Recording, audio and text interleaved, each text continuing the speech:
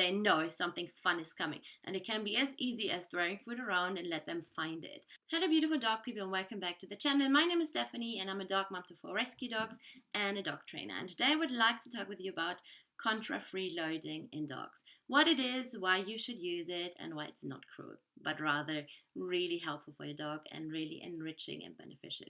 So without any further ado, let's get started. What is contra-freeloading? Contra-freeloading refers to activities your dog has to do or is doing in order to obtain their food.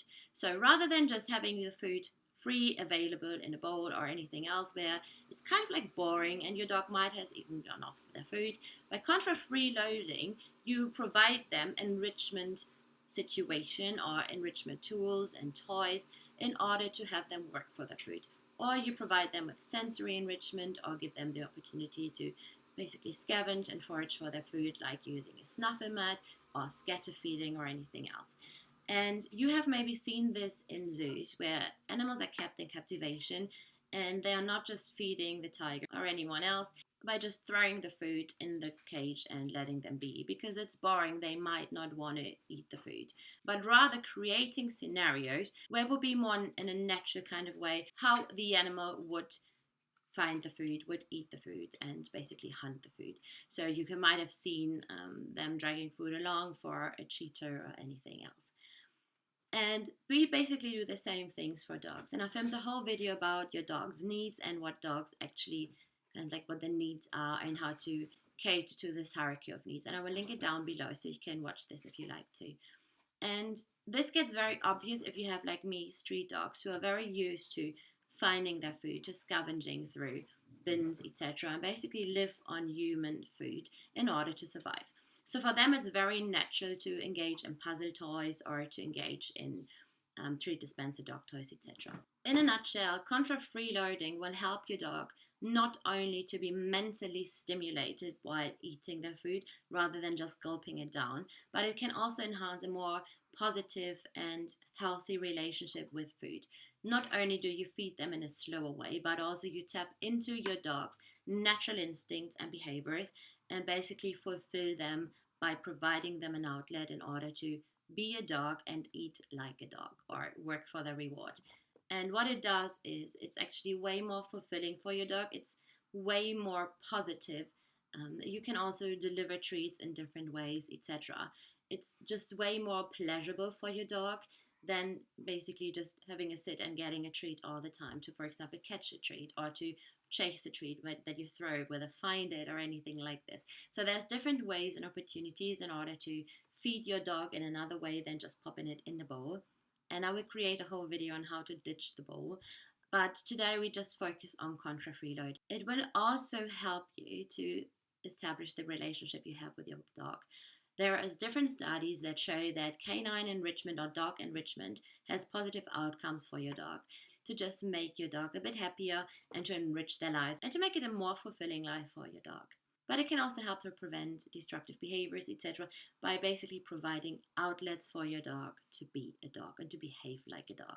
If you watched any of the videos I did around interactive toys or puzzle toys or basically enrichment toys, then you might saw that the dog needs to adjust how they approach the toys, how they interact with the toys, and how to use the toys or to manipulate the toys or puzzles like this one, for example, here, in order to get to the food. So they would have to lift this, they would have to remove this, they can push this around. So they are basically interacting. And what it does is it helps them to problem solve. It can be great for their confidence, especially if you have anxious dogs. It can be great for their problem solving skills, their cognitive enrichment, their mental stimulation, to tire out your dog mentally. Because physically, let's be honest, very often we are not able to tire out our dogs just physically. We also need to exercise their mind in order to have a dog that is really balanced and really happy to chill and is just happy in their being. So there are different ways how you can implement contra-freeloading. So freeloading would be you have a bowl of dog food, just pop it on the floor and let your dog eat. And you can transition it very slowly into a more contra-freeloading way or a more engaging, enriching way. And the easiest thing to do is to swap a bowl for maybe a slow feeder, where your dog has to basically get the food out of a maze. You could also use puzzle toys. You can use something like a Kong wobbler where they have to push the toy around. But also you can very simply just use it while on walks. If you want to improve your relationship you have with your dog while out and about, then Find It is an amazing game for this, and all of my dogs love it. A lot of my training dogs love it too. And it's just something where the reward delivery just gets way, way more exciting than just the reward. And especially for dogs who are a bit picky or who have gone off their food, this is a very great way to make it more interesting, because very often people be at the beginning of our training sessions like, oh, my dog only works for chicken or whatever. And the same dogs would work a few weeks later or even a few days later, work for kibble, and with the same excitement. Well, even more usually, where they are like literally ready to go. And my dogs, if I say, are you ready? Are you ready? They would be like hypey. They know something fun is coming. And it can be as easy as throwing food around and let them find it. And this way you get them engaged in activities, which is obviously also very good for your bond, for the relationship you have with your dog, because you are not just the person holding the leash while out and about on a walk, but you are the person who creates fun, who makes it really interesting. Same as using a licky mat, using different enrichment feeders, enrichment toys to make it more interesting for your dog to have their meal. Let's talk about common issues, or maybe, well, not issues necessarily, but maybe concerns you might have about contra-freeloading. And one common concern is this cruel? No, it's not. It's actually way more cruel to just pop a bowl with dog food or kibble in there and have the same meal over and over again, the same way delivered. And even if your dog gulps it down, it's very unhealthy for your dog to eat this way. They can get bloating, it can be really dangerous, but also it's just boring. And if you think about how the day or how your dog's day looks like, we structure most of the day. And if you're working or if you are doing your job and can't focus all the time on your dog, then yes, they will probably sleep a lot, which is great for dogs. They will rest a lot. But also there's ways where your dog needs stimulation. And by giving them the opportunity to enhance their meal time, their feeding time, and food is a very big motivator for our dogs and obviously also a big part of their day, we give them the opportunity to basically have this a bit more celebrated. Rather than just gulping down their food, we can give them the opportunity to not only mentally be stimulated while doing so, but also to make mealtime a bit more fun, make it last a bit longer, and actually realize they are eating. You know, it can usually, if it's the same with like children, the faster they eat, they don't really realize they are no longer hungry. They think they might still be hungry, but by slowing down your meal time, you actually realize, okay, I actually have food.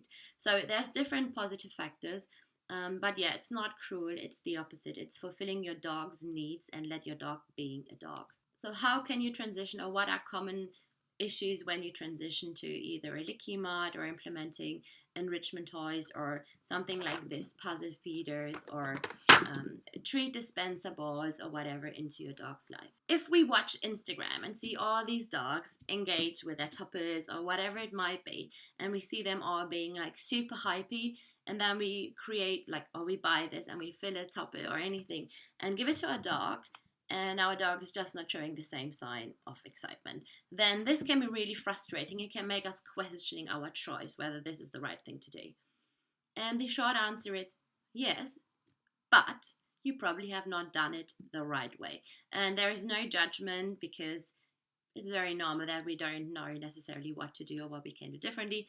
But I will give you some tips, and they are very, very easy to implement, and then you can see way better results in how your dog interacts with any of these toys or any other toys. So the first step is to make it easy, to make it really, really easy for your dog and build a positive relationship with whatever thing it is. If you have a dog who is maybe a bit scared of things like this that is moving, that might be a bit louder, you might want to pop it not on a hard floor where it would make a noise, but maybe pop it onto a bed where it still moves, but maybe a bit less. And also it's in a soft place and it's in a soft spot, and your dog is not getting too worried by the noise it would make. Or you can buy puzzle toys from a beginner's level, something like this, where it's very, well, relatively easy to push them around. And you can make it very, very easy. You can make it very sexy by filling it with something like cooked chicken. And you want to help your dog. The goal here should be, at the first stage, is to build curiosity, to want your dog to engage with whatever it is you're introducing to them. You want to build a level of engagement, of curiosity, and then you want to limit the level of frustration. So you make it really interesting and not frustrating at all. So keep level of frustration down and make it really interesting up here. And you can do this by helping your dog, by supervising their interaction your dog has with whatever enrichment toy or enrichment tool it is, and then help your dog. You help your dog out by either maybe pushing this ball so there is actually something falling out. And then you just be like, oh my God, look, what's this? Or anything that works for you and your dog and the communication you have with your dog. Or when you find it a game, like where you throw a kibble, you want to make it so easy that it basically falls in front of their nose or something else, and you just be super excited. It's like the biggest, bestest thing they have done in their life. It's like amazing. So your excitement, your enthusiasm can basically spill over onto your dog. You also want to troubleshoot. So if your dog, for example, is not used to a licky mat or anything, then you want to make sure your dog does not chew the licky mat, because you are not wanting to go and buy a licky mat all the time new. And also it's very unhealthy for your dog to chew these things and eat them. So I filmed a whole video about this, about how to prevent chewing or introducing a licky mat properly to your dog, which I will link down below as well. But the short version is you redirect the behavior. So basically you redirect your dog whenever they are starting to inappropriately use these toys or tools. You want to make sure that there is no choking hazard, or that they are swallowing parts like these that are movable. So you want to make it as easy as possible for your dog to have success while they're using it in a safe way, which means you will have to supervise your dog at the beginning. And a lot of puzzles you can also make easier. So for example, this one is a Nina Ottesen toy, and you have to basically move these bits, but in order to move them around, or your dog has, you have to pull them out and then they can move, because otherwise they are blocked by this bit here. So for example, when you start using these things, you would leave them all open, put it on the easiest level, and then your dog only has to move them around. And you are there to help your dog to move them around. And the rewards are really big, they are really positive, so your dog gets the pleasure of using and interacting with these things. Over time, you can make it more challenging, so you basically can grow the toys with your dog's skill level, or adjust the toys to your dog's skill level. Whatever it is, it doesn't have to be always super challenging. It can be just really something easy like this. And my dogs are quite experienced with puzzles, etc. They still love a ball like this. They still love a snuffle mat. They still love scatter fed kibble in the garden or on the go. It's more about how you deliver it, how you make it an experience for your dog rather than just feeding them. So let's quickly recap what we talked about. Contra-freeloading is basically providing your dog with opportunities to work for their food and make it more engaging for them to actually eat. And you can do this by using either enrichment toys or slow feeders and different ways to deliver the reward. And there are various benefits to this. So your dog gets mentally stimulated. You fulfill your dog's needs because you are actually letting your dog be a dog. You can enhance the relationship you have with your dog. You can help your dog to increase their problem-solving skills. You can mentally stimulate the dog, let them use their brain, let them grow their confidence, and also to slow feed your dog, which has its own benefits. So it's a healthier way of eating for your dog rather than just gulping it down. I hope you found this video helpful. For more on enrichment, please feel also free to check out my webpage, Enrich Your Dog's Life. And please do let me know how you get on with keeping your dog's meal times fun. Thank you and take care.